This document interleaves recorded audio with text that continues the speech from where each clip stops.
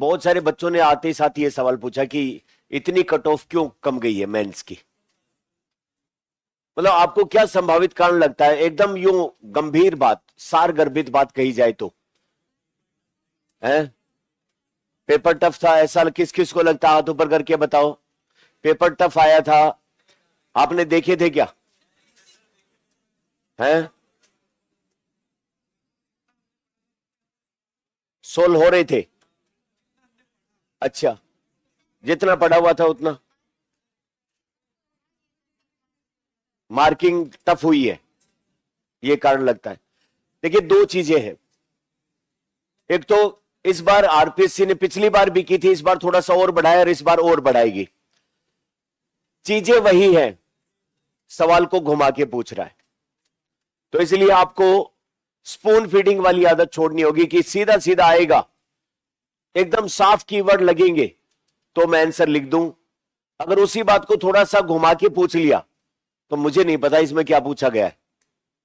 समझ रहे? ये वाली जिसको कहते हैं कॉम्प्रीहेंशन सोल्व करना, इन्फ्रेंस ड्रॉ करना, निहितार्थ निकालना, ये वाली कैपेसिटी डेवलप करनी पड़ेगी।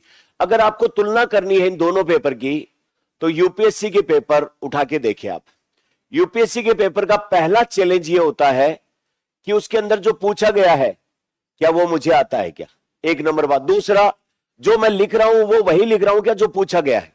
कई बार क्वेश्चन ही डिकोड नहीं हो पाता है और अपना सब्जेक्ट मैटर जो हम आंसर में लिख रहे होते हैं वो कुछ और ही चला जाता है, जबकि क्वेश्चन में कीवर्ड कुछ और ही रह गया। तो उसने हल्का सा ट्विस्ट दिया आरपीएससी ने, इतना भी मुश्किल नहीं है कि डिकोड ना हो पाए। इसलिए एक तो क्वेश्चन को घुमा के पूछेगा तो अपने को इस हिसाब से सोचना है कि जो मैं पढ़ रहा हूं उसके क्वेश्चन क्या क्या बन सकते हैं, पॉसिबल आउटकम्स क्या क्या है क्वेश्चंस की। हमेशा मैं इस चीज पे एम्फेसिस करता हूं, है ना, इसीलिए एम्फेसिस करता हूं क्योंकि आपको क्वेश्चन को हैंडल करना आना चाहिए, पहली बात।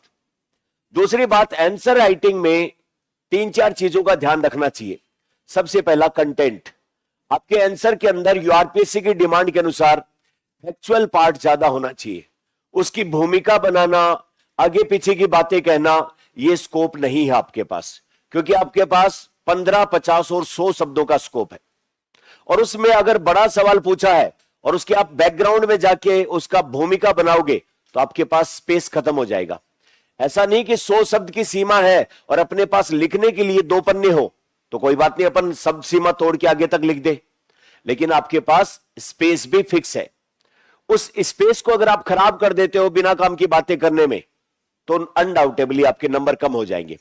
इसलिए पहले से ही पहली लाइन से आखिरी लाइन तक आपका अगर कंटेंट आपके पास है, आता है, तो सिर्फ आना ही अपने आप में पर्याप्त नहीं है। उसका प्रेजेंटेशन, उसका फ्लो, उसका आइडिया इंट्रोडक्शन और उसका लास्ट तक का जो बात है वो एकदम अच्छी बनी रहनी चाहिए। उसकी क्वालिटी अच्छी होनी चाहिए। सब्जेक्ट मैटर अच्छा लिखे, अच्छे शब्दों का चयन करें। क्वेश्चन के अंदर जो पूछा गया है उन कीवर्ड से मिलते जुलते कीवर्ड आपके आंसर में होने चाहिए। स्टैंडर्ड वर्ड यूज करने चाहिए आपको, है ना। इकोनॉमी में इकोनॉमी के, साइंस में साइंस के, ज्योग्राफी में ज्योग्राफी के और हिस्ट्री में हिस्ट्री के जो स्टैंडर्ड वर्ड्स हैं आंसर में वो आने चाहिए। तीसरी बात जो है वो हम इसको ये कहें कि जो है वो फ्लो अच्छा है और आपका कंटेंट अच्छा है। उसके बाद में उसके अंदर जो है वो रिलीवेंट बातें मैक्सिमम दी गई है या नहीं दी गई है, या आधी बात रिलीवेंट कही है, आधी बातें इधर उधर की कर दी है। कई बार क्या होता है कि कम आना तो खतरनाक है ही है, ज्यादा आना भी खतरनाक है। मान लो कि आपके पास खूब सारा 250-300 शब्दों का मटेरियल है और आपने अलग अलग जगहों से वो पढ़ा या जो भी है आपके पास, उसको उस फ्रेम में ला नहीं पाते हैं और जब वो आंसर पूरा हो जाता है तब याद आता है ये बात तो लिखी नहीं, ये बात तो लिखी नहीं। इस बात को दूर किया जाता है सिंसियर आंसर राइटिंग से। आपकी अप्रोच जो है वो यही होनी चाहिए कि जो पढ़ लिया अब उसको साइड रखो, इसका क्वेश्चन आंसर कैसे लिखना है मुझे। पढ़ के रजिस्टर बांच के साइड में रखने से लाभ नहीं होगा।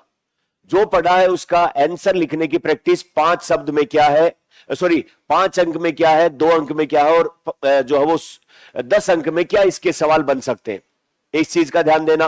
प्लस इसमें एमसीक्यू क्या क्या निकलेंगे, तो इसलिए क्वेश्चन के ऊपर ज्यादा काम करने की जरूरत है। जितना पढ़ते हैं 2 घंटे आधा घंटा आपको क्वेश्चन हैंडल करना आना ही चाहिए। एग्जाम में क्या पूछा जाएगा? क्वेश्चंस। आपको आंसर देना आना चाहिए। एमसीक्यू प्रैक्टिस आप करोगे तो आपके पास एक वो जो है वो इनसाइट डेवलप होगी कि जो सवाल आपको थोड़ा सा आइडिया भी है उसको ज्यादा सही तक कैसे पहुंचाया जाए। कई बार क्या होता है, 4 ऑप्शन में से 2 तो अपन सीधे सीधे कट कर देते हैं, मामला 50-50 का बचता है।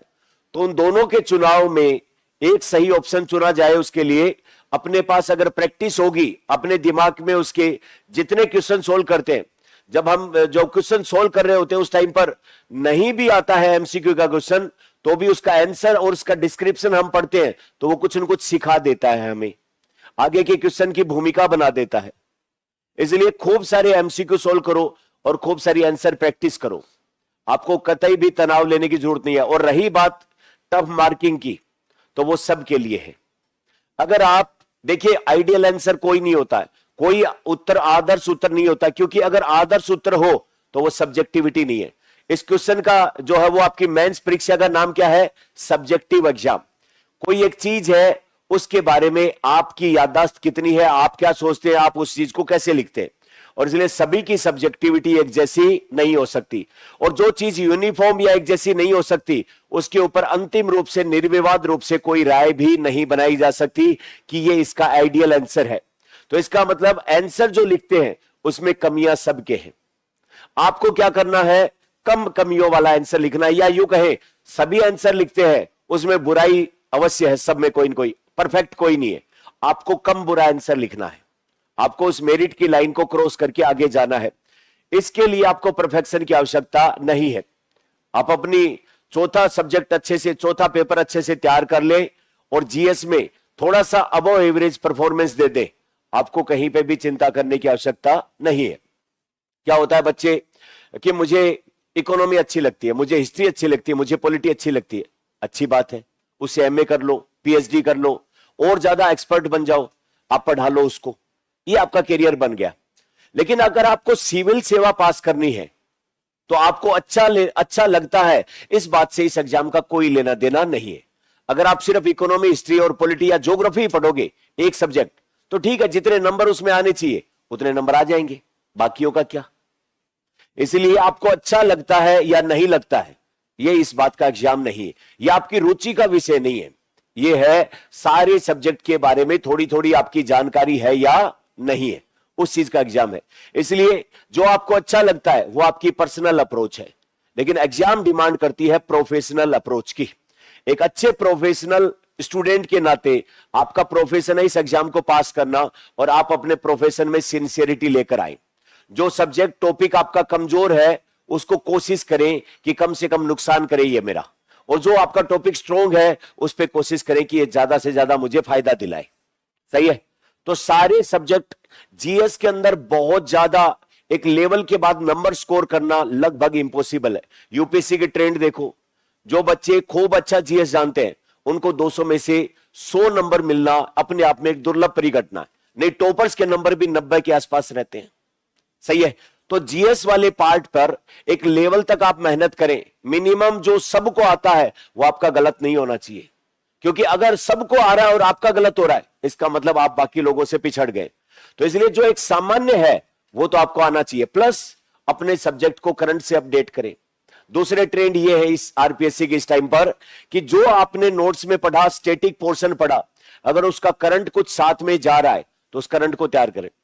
और इसीलिए साइंस और टेक्नोलॉजी वाला मैं कोशिश करता हूं कि अभी आने वाले टाइम में आपको जो पीछे से जो आपका साइंस टेक्नोलॉजी छूटा हुआ है उसको हम एक क्लास के रूप में, या फिर जो बच्चे नहीं है उनको यूट्यूब के माध्यम से ये चीजें मिल पाए, उसके स्टैटिक पोर्शन से करंट का क्या चल रहा है वो जुड़ पाए, चाहे वो फिजिक्स हो, चाहे वो केमिस्ट्री हो, चाहे वो बायोलॉजी हो, चाहे टेक्नोलॉजी हो, चाहे बायोटेक्नोलॉजी हो, चाहे एनवायरमेंट हो।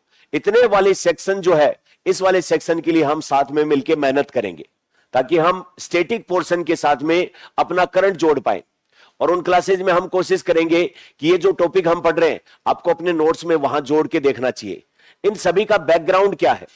फॉर एग्जांपल इसमें हम देखें कि भाई भारत सरकार का विजन क्या है डिफेंस को लेकर, तो डिफेंस को लेकर क्या प्रोजेक्ट चल रहे हैं, पहले भारत सरकार के विजन को जान ले हम, फिर उसको लेकर भारत सरकार क्या क्या प्रयास कर रही है वो जान ले, और उसको लेकर के क्या उपकरण, क्या सबमरीन, क्या सब चीजें बनी है उनको अगर आपके अपने टेक्नोलॉजी वाले नोट से कनेक्ट करके देखोगे तो आपका कोई कारण नहीं है कि कोई सवाल आपका चूकेगा करंट से भी।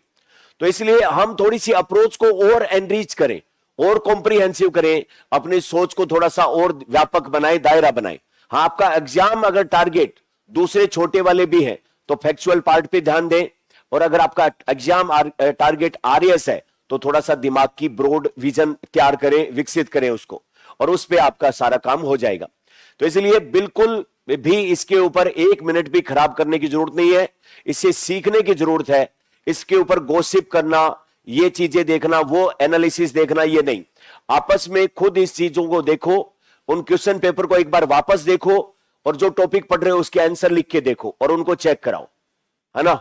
सबसे अच्छा तरीका क्या है कि जो अभी एग्जाम हुआ था मेंस का, उसके क्वेश्चन पेपर, जो भी सब्जेक्ट चल रहा आपका करंट में, उसके टॉपिक उठाओ और उसके आंसर लिखने की प्रैक्टिस स्टार्ट करो। आप देखोगे कि आपको अपने आप धीरे धीरे धीरे धीरे बारीकियां समझ में आना शुरू हो जाएंगी। इस एग्जाम में सबसे ज्यादा रोल पास कराने में आपका खुद